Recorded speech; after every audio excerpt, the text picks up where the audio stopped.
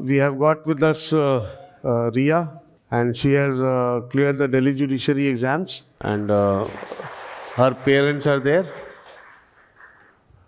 आइए बैठिए बैठिए बैठिए सर, प्लीज़ बैठो।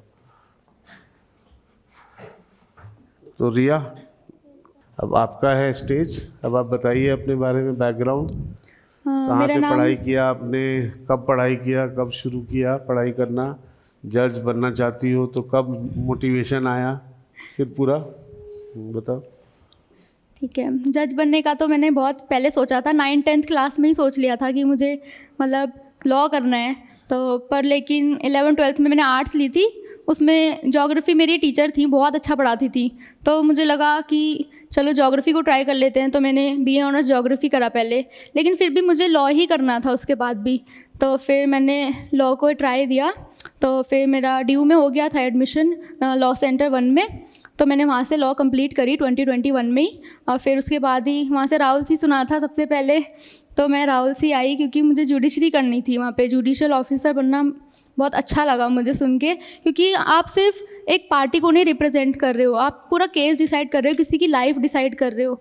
तो फिर इसलिए मैंने जुडिशरी करने का सोचा, और फिर मेरा प्योर ऑनलाइन बैच था 12 सितंबर 2021 से। उसके बाद से मैं बस जुडिशरी की ही तैयारी कर रही हूँ। दिल्ली मेरा टारगेट था, पर मैंने बाकी सारे स्टेट्स के भी PT एग्ज़ाम्स दिए थे, पर किसी के भी क्लियर नहीं हुए वो। दिल्ली का हो गया था, उसके बाद राजस्थान मेंस दिया था मैंने, पर वो मेरा क्लियर नहीं हुआ था, पर दिल्ली हो गया। उसके बाद कितने PT दिए तुमने? सब PT तो मैंने राजस्थान का 2 बार दिया, उत्तराखंड का 2 बार दिया है, MP का भी 2 बार दिया है, हिमाचल का दिया है, और छत्तीसगढ़ का भी 2 बार दिया है। तो PT क्लियर नहीं हो रहा था? PT क्लियर नहीं हो रहा था। तो क्या प्रॉब्लम क्या था PT? प्रॉब्लम सर ये था कि मैंने क्वेश्चंस उतने नहीं लगाए थे। फिर उसके बाद मैंने सर से ही बात करी, तो उन्होंने बोला कि आप सब्जेक्ट वाइज सारे क्वेश्चंस लगाओ। राहुल्स के तो मैंने सारे ही टेस्ट दिए हैं, वो क्योंकि राहुल्स के थोड़े जो टेस्ट होते हैं ना, तो टफ़ होते हैं, बुक्स से भी ज़्यादा टफ़ होते हैं यहाँ के टेस्ट। तो वो DGS में काफ़ी हेल्प करते हैं, क्योंकि बाकी स्टेट्स में थोड़ा प्रोविज़न बेस्ड हो जाता है, लेकिन दिल्ली में क्या होता है, कॉन्सेप्ट बेस्ड ज़्यादा होता है। और कॉन्सेप्ट की क्लैरिटी ना आपको राहुल से अच्छी कहीं मिलेगी ही नहीं, मतलब आपको किसी और सोर्स पे रिलाई करने की ज़रूरत ही नहीं पड़ेगी अगर आप राहुल से पढ़ रहे हैं तो। फिर उसके बाद वही मैंने PT दिया अपना। फिर मतलब मैंने अनऑफिशियल जो वो आती है आंसर की, उससे चेक किया था, तो मेरे अराउंड 166 बन रहे थे PT में। तो मैंने सर को कॉल किया, मैंने बोला सर कि मेरा मेंस क्लियर हो जाएगा, इतने में मुझे डाउट लग रहा है अभी भी। तो सर ने बोला कि नहीं, आप PT की प्रिपरेशन स्टार्ट कर दो, आप CPC से सबसे पहले स्टार्ट करो, क्योंकि वो सबसे टफ लगता है सबको ही, और उसको थोड़ा टाइम लगता है प्रिपेयर करने में।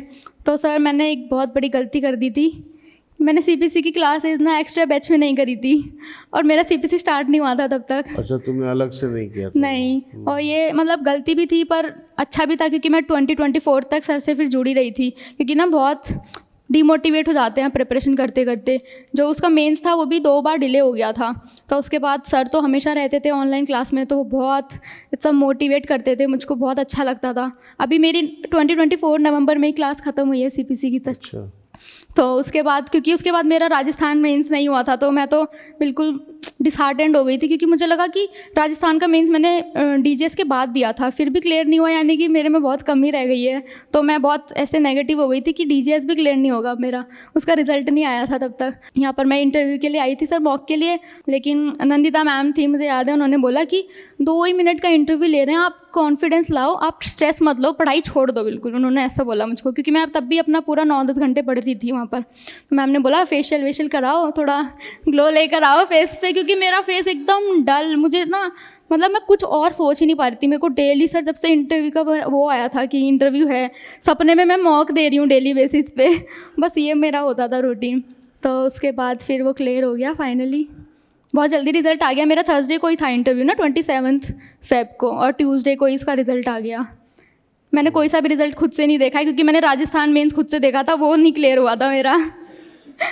तो फिर इसलिए तो किसने देखा तुम्हारे? मेरे फ्रेंड ने, वो मेरे साइड में ही बैठता है, वो ही सारे रिजल्ट देखते हैं, कब मैं नहीं देखूंगी कोई रिजल्ट। चलो, वेरी गुड। और तुम्हारा इंटरव्यू में क्या पूछा उन्होंने? इंटरव्यू में तुमको 90 मार्क्स आए हैं ना? Yes sir. 90 थोड़ा कम है, लेकिन ठीक ही है। इसको देखो, इसका मैं बताता हूँ। सिविल लॉ पेपर 1 में 119 है, दैट इज़ डिसेंट, मतलब 60% अप्रॉक्सीमेटली। फिर सिविल लॉ पेपर 2 में 129 है, दैट इज़ गुड। और क्रिमिनल लॉ पेपर में 134 है। तो रैंक पीछे कहाँ हुआ वो बताता हूँ। जीके और इंग्लिश वाले पेपर में 91 है, 91। जैसे उसमें लोगों को 170 प्लस भी आया है, तो वहीं पे तुमने गड़बड़ क्योंकि किया। मेरी सबसे बड़ी जो गलती थी, क्योंकि मैंने जीके ना हमेशा स्टार्टिंग से प्रिपेयर नहीं करा। मेंस का जब आ गया कि क्लियर हो गया है, वो भी कब आया था, फेब में आया था रिजल्ट, उसके बाद मैंने स्टार्ट करा। और वो बहुत ना स्ट्रॉन्ग पॉइंट नहीं होता है सबका, मेरा तो बहुत वीक था जीके। जो भी मैं पेपर देती थी ना, मुझे सबसे टफ वही लगता था। मैंने कहा यार जीके क्यों पूछ रहे हैं, लॉ पूछो ना, वो आता है हमको। तो फिर लेकिन इंग्लिश क्लियरली और जीके वाले में 91 आया है और इंटरव्यू में 90। यस तो सर, इंटरव्यू में तो थोड़ा सा कम है, लेकिन जीके वाले पेपर में काफ़ी कम है। अगर बहुत वो ज़्यादा। तुम्हारा उसमें मान लो तुम्हारा 50 नंबर 40 नंबर भी ज़्यादा होता ना, तो तुम टॉप 10 में होती। सर जो मैंने यहाँ पे दिया था ना मॉक, उसमें भी मेरे 183 ऐसे कुछ आए थे। तो मैंने कहा चलो 180 तो आ ही जाएंगे। लेकिन जब इंग्लिश में, हाँ जीके वाले अच्छा। में, तो उन्होंने शायद इस बार टाइट भी मार्किंग करी और मेरा तो इतना अच्छा था ही नहीं वो। खैर पर आप लोग अच्छे से प्रिपेयर करना उसको। That is the reason why she got lesser rank 35th, otherwise she would have been in top 10, क्योंकि लॉ में अच्छे मार्क्स हैं इसके। लॉ में भी और इम्प्रूव हो सकता था, सिविल लॉ 1 में 119 यस सर, उन्होंने ना पैटर्न चेंज कर दिया था जो हम तैयार करके ये गए मत थे। बोलो, तो अब कुछ भी करे पैटर्न चेंज करे, कुछ भी करे, तैयारी तो पूरी करके जा रही है। तैयारी तो पूरी थी, ऑन द स्पॉट ना पूरी ऐसे प्लानिंग ही चेंज हो गई थी वहाँ पर। हाँ, वो और तो उस टाइम पे फिर एकदम होपलेस हो जाते हैं कि पेपर कैसे कंप्लीट होगा। जज बन गई ना। सर अभी यकीन नहीं हो रहा है। अभी तुरंत नहीं होता यकीन, धीरे धीरे होगा। जब तुम्हारा मेडिकल टेस्ट होगा अभी, उसके बाद तुमको इंटरव्यू का कॉल आएगा, फिर ओथ करवाएंगे, तो वो जो पूरा प्रोसेस होगा ना, हाँ। तब तुमको यकीन आएगा। यस अभी सर, शुरू में तो यकीन नहीं आता है। And we are all very proud of you. Thank you sir. Sir मुझे बहुत ना वेट नहीं हो रहा था आपसे मिलने के लिए, क्योंकि ना मैं एक भी बार कोचिंग तो आई नहीं हूँ। मॉक देने आई थी तब यहाँ पे छुट्टी थी और आपकी क्लास भी नहीं थी उस टाइम पर। मैंने कहा यार फिर से सर से मिलना रह गया मेरा, तो मुझे लगा कि शायद डायरेक्टली मिलाएंगे भगवान जी आपसे। रिजल्ट वाले दिन इससे मेरी बात हुई थी, on the day of the result we had talked. चलो ग्रेट। और कुछ बोलना चाहो तो बताओ। सर इंटरव्यू के क्वेश्चन हाँ, पूछ रहे थे। मतलब तो मैं जैसे ही गई पहले छोटे इंटरव्यूज ले रहे बहुत छोटे 4 ही क्वेश्चन पूछे मुझसे उन्होंने। पहले मैं गई तो उन्होंने पूछा ज्योग्राफी से लॉ क्यों। तो पहला रीज़न तो ये था कि पापा को लॉ पसंद नहीं था बिल्कुल भी। मुझे 12th के बाद भी लॉ करनी थी, उन्होंने करने नहीं दी। फिर उसके बाद ग्रेजुएशन के बाद भी करनी थी, तो मेरा फर्स्ट लिस्ट में आ गया था नाम। लेकिन पापा ने बोला कि लॉ अच्छा नहीं है तो तू बीएड ही कर ले। मेरा बीएड में एडमिशन हो चुका था, तो फर्स्ट लिस्ट में नहीं हुआ था। लेकिन वहाँ पर मेरे को बिल्कुल मन नहीं लग रहा था पढ़ाई में। तो फिर हम लोगों ने ड्यू के चक्कर काटे, उनको बोला कि आप रिकन्सिडर करो हमको। तो तब जाके मेरा 4th लिस्ट में हुआ एडमिशन। तो उन्होंने पूछा ज्योग्राफी से लॉ क्यों शिफ्ट करा, तो मैंने बोला पापा को लॉ पसंद नहीं था। तो ऑनरेबल जस्टिस उन्होंने पूछा कि अब पसंद है, स्माइल करते सब लोग हंसने लग गए थे वहाँ पर। तो उन्होंने पूछा अब पसंद है, मैंने बोला यस मैम अब पसंद है। तो फिर ऑनरेबल जस्टिस उन्होंने पूछा कि एविडेंस और एसआरए के अलावा कौन सा फेवरेट सब्जेक्ट है। सर यही तो मेरे फेवरेट सब्जेक्ट्स थे और वही उन्होंने एलिमिनेट कर दिए। तो मैंने बोला सर इंडियन कॉन्ट्रैक्ट एक्ट। तो सर ने ऐसे डाउट करा, इंडियन कॉन्ट्रैक्ट एक्ट। फिर उन्होंने क्वेश्चन पूछा मुझसे लॉक इन पीरियड पर, कि लॉक इन पीरियड अगर है और जो लेसी है वो अपना पोजेशन सरेंडर कर देता है तो क्या उसको कंपनसेशन देना पड़ेगा। मैंने बोला यस सर देना पड़ेगा, क्योंकि लॉक इन पीरियड का पर्पज़ तो यही होता है ना, आपको रेंट सेव करना होता है अपना और पोजेशन भी सेव करना होता है। तो फिर इसीलिए तो फिर उन्होंने बोला कि अगर लेसर टर्मिनेट कर देता है बिफोर लॉक इन पीरियड तो क्या उसको देना पड़ेगा।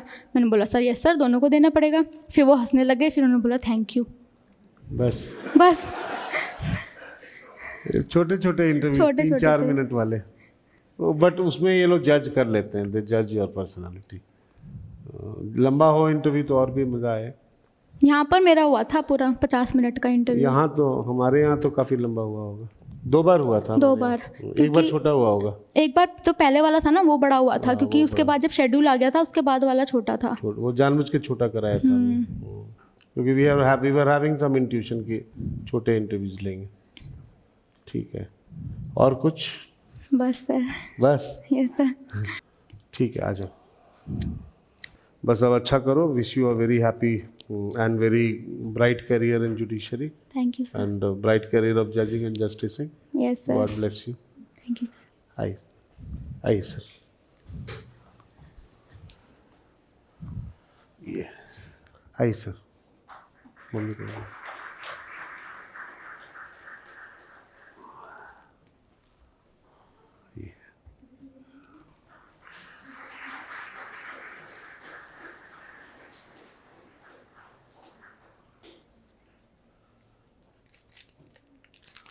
ये तुम्हारा चॉकलेट।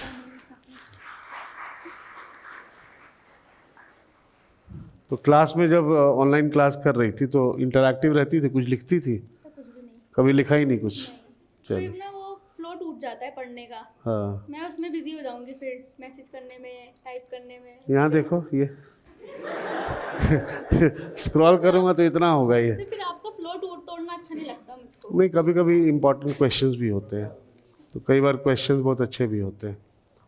अभी सर बोल रहे थे लोगों का आपके फैमिली में या है कोई, लेकिन है मेरे भैया है, बड़े साड़ू हैं, वो सीबीआई से रिटायर थे। उन्होंने ही ये डाला था कि नहीं पहुंच पाते, इतने ऊपर नहीं पहुंच पाते, अपने कहाँ बन पाते हैं। तो इसी वजह से ये मेरा दिमाग चेंज हुआ था, तभी मैंने कहा था। लेकिन आपको अपने मन की करनी है, ठीक है ना, और डेडिकेटेड होनी चाहिए, ठीक है।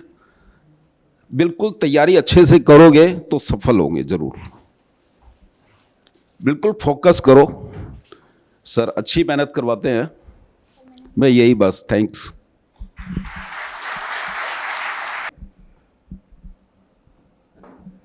Thank you, God bless you, God bless you.